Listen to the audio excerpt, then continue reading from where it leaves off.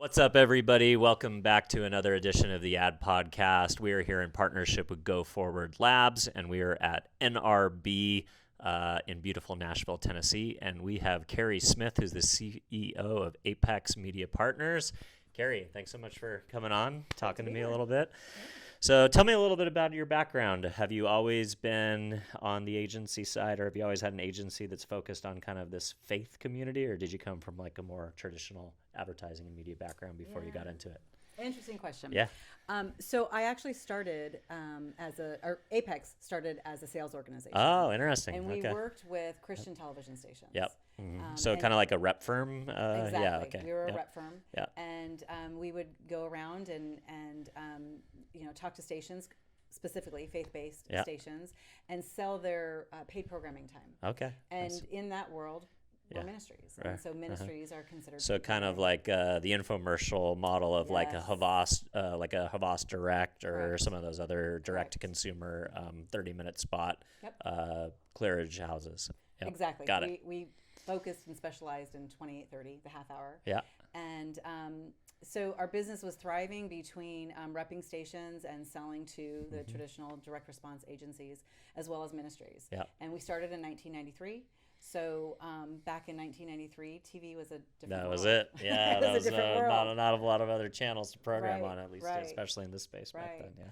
So then as our organization grew, right around 2000, we, maybe in the late 90s, we started bringing on products ourselves. So we were actually Interesting. had products that we would buy for specifically. And our company took a wild ride. It's never a straight line. Right, You know, of there's course, always yeah. curvy lines. And the company was founded by my dad. Okay, no way. Awesome. So I like to say I'm the founder's daughter. I love that. Family business. Let's go. And he sold the company in 2007. To a holding company? Right. Which he one? sold, not a holding company. Okay. He sold it to private. Oh, got it. So And- not to like Publicis or one of the No, big no. Yeah, companies. private. Okay. And their vision, their goal, we were their first of 5 organizations, was to create this media conglomeration. And so they went around acquiring like-minded companies, family-run, family-owned. We, at that time, because I was part of their team, acquired 5 different media organizations. Yep.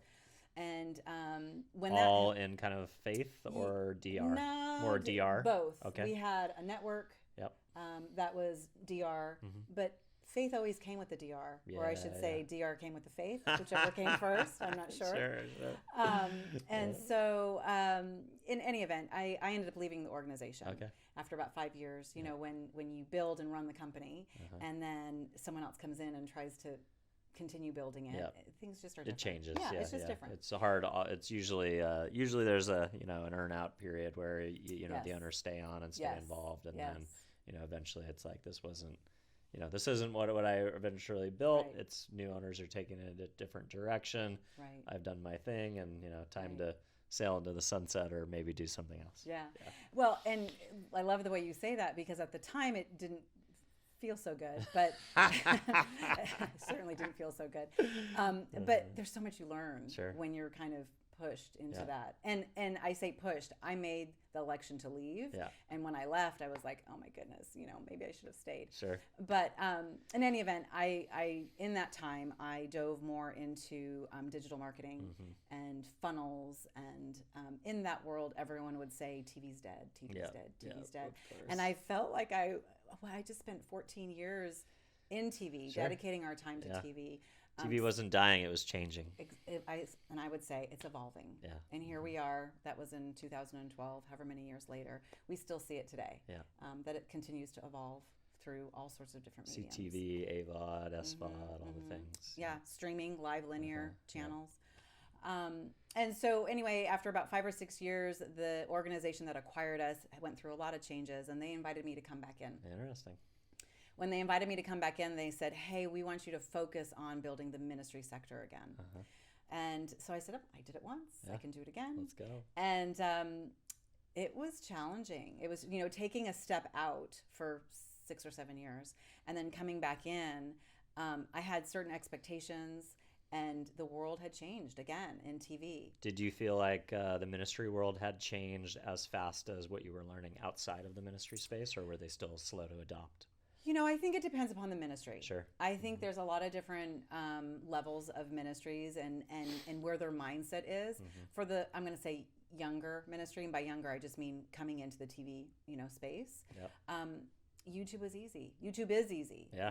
You stream Click a something button, like this, boom, we're off you and just running. upload, and you don't worry about production. You Sure. don't worry about when to pause, not to have a commercial Because you break don't have to during worry prayer. about that 28-minute Yeah. deadline. You can just go for any time you want, basically. Exactly. Yep. Exactly. So to work with ministries that didn't have a foundation in traditional media, it's just a different learning curve. Yeah. And it works for some and it doesn't for others, just because of what their mission is and what they're trying to accomplish. So when I came back in, and we fortunately have had Dr. Charles Stanley in Touch Ministries as a client for since 2001. Wow. So that's our anchor, Yep. and just by knowing how to do things professionally from a production standpoint, TV, and they're wonderful about exploring new mediums, new ways to get the message out. Nice. That's the mission, Yeah. is to get the message out. So because of that, we've been able to really expand and grow into streaming, creating a live linear channel, which we're very happy about, and that's been a huge education, as I we bet. go. Is it a fast channel? It is a fast channel. Is it on like Samsung or LG, or on Roku? And is it on hardware, or is it on like one of the third-party intermediaries, or on one of the big TV manufacturers? And the answer is yes. Yes, exactly. All places, Yes, anywhere yes, and everywhere, yes, right? yes. Yeah. Some of the bigger places you can find us is on Prime, Oh, perfect. live Yeah, linear yeah, channel. Okay. We're on the manufacturers, Hisense. Nice. We're on some other apps like Vizio. Yeah, Vizio makes sense. I know the CEO is a faith-based guy. Yes, so, yeah. yes. CEO and down. There's Yeah, quite a few totally. faith-based people in Vizio, Vizio's which is great to They're see. They're a good company. Yeah. Very cool. So, as you're coming back into the organization, still owned by the same roll-up, or No, did you I guys get didn't- a chance to buy the business back? Or what happened? Let me tie a bow around that. So they invited me back into the organization. Yep. I worked there for about a year and a half, and they came to me and said, "You just don't fit into our portfolio. Yeah. So we're either going to shut it down, Yeah. or you can acquire us." Wow. So 7 years ago, I guess right now, about a month ago, I had the opportunity to buy back the original piece Amazing. of the original business that my dad and I started back in 1993. So cool. So full circle. Are you enjoying being independent again? Yeah, I really am. And what I found being on my own without having an organization behind me is there's a lot to do. And as a solopreneur, I feel for people who are really trying to make that step in their career, because it's tough when you don't have that team behind you. I credit all of our success, one, to our clients and our clients' mission. It helps us wake up every morning and want to put that best foot forward. Yeah, it's to help different drive when their you're mission forward. selling Hot Pockets and candy to kids and video games, or Right. when you're like trying to like move Right. forward the message of ministries and people that are actually helping people. And, yeah. And how we reach people and the impact that's being made. We're kind of second removed from the impact just because it's not our ministry, but we get to help make sure that impact is seen around the world. In Touch, we started, as I said, with them in 2001. We handled their TV, then we moved to their radio. And then most recently, we're building out their live linear streaming channel. Amazing. And in the last few years, we took over their international business. Wow. And that is amazing. If you want your heart just to be touched, to talk to people around the globe in different countries and different languages, and hear what the message does for the people in their community, it's just amazing. That's really cool. Yeah. All right, so one of the themes that we're talking about is AI. That's been the big question that I've asked agency owners over the last year is, what's the biggest operational impact that you're seeing AI having on your business as an agency owner? Well, for me, I don't want to say AI is new. I'm one of those mid to late adapters. Yeah. I like to sit back, watch how people are using it. see how we can bring it in to our organization. I personally use it, and I use it personally more to help polish what I'm doing instead of create what I'm doing. It's hard to stay sharp, and I think if you give it up to AI, then where's that creativity kind of come from? You're giving kind of the last mile, which is the hardest part. Right. So I like to labor over whatever I'm putting together and then run it through. Love it. And yeah, I would use that word, or I like that word better, or no, this is my voice, and I'm going to keep my voice. So that's from a personal aspect.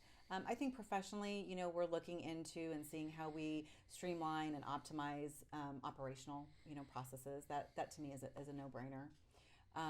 And I know with ministries specifically, the thing that they really need to be careful with, or what they're proceeding with caution with, I'll say it that way, is the translation of, the voice, especially in multiple different languages. Yeah, kind of how does that context carry over? YouTube says that it will, dub and distribute to all countries, but what does that actually look like on the user experience side? Right. Yeah. We know just in English, one word, the way you say it, with inflection, without inflection, can mean different things to different people. Totally. And so I think from that perspective, it's smart for people to move slow and to do their research and not to be afraid of it. Embrace it, not to run from it, but also don't jump all in just because. Are you spending more time in the real world at events like this to do business development as an agency or to meet with folks? Yes, we hit all the big conventions, and we hit them strategically. We go knowing who we need to meet and have intentional conversations. These events get bigger and bigger. Thankfully, we saw them shrink and condense. Well, COVID, was a big factor, but I think in a world of AI where you open up your inbox every day and you have 500 pieces of spam, the human connection and facilitating real conversations is more important than ever for client development. Yeah. And again, I use the word impact. I use that with our clients, but also for the impact that Apex can have with meeting people. And to sit like this, 100%. There's a much bigger impact that I think you'll ever even see or feel, as opposed to, doing it over a Zoom or a Teams or what have you. Love it. Yeah. Awesome. Well, thanks for coming on and sharing a little bit about your shop and telling us a little bit about your story. So if folks who are listening want to connect or learn more, where would you like to send them? apexmedia.com. That's Beautiful. Our website. You can find me on LinkedIn under Carrie Smith. And yeah, we love and enjoy talking to people about what their mission and vision is and how we can, help them move that forward. Amazing. Thanks for coming on. Thank you. Cheers. Yeah.